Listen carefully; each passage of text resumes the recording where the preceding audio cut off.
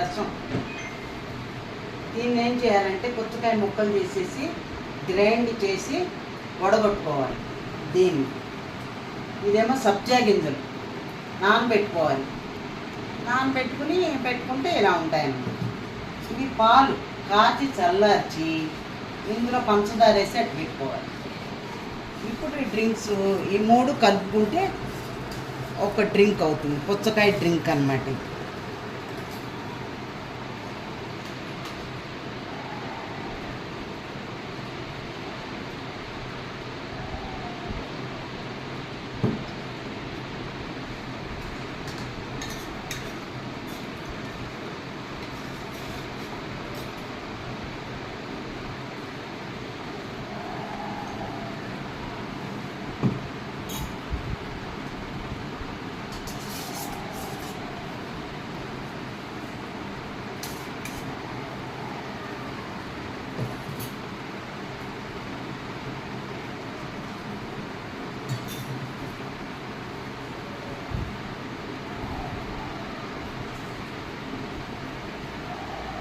ఎంత బాగుంటుందోనండి పుచ్చకాయ డ్రింక్, చాలా బాగుంటుంది.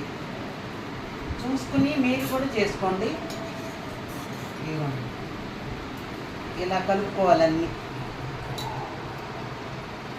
ఇలా కలుపుకొని ఈ సబ్జా గింజలు వేసుకోవాలి. 2 చెంచాలు సబ్జా గింజలు వేసుకోవాలి.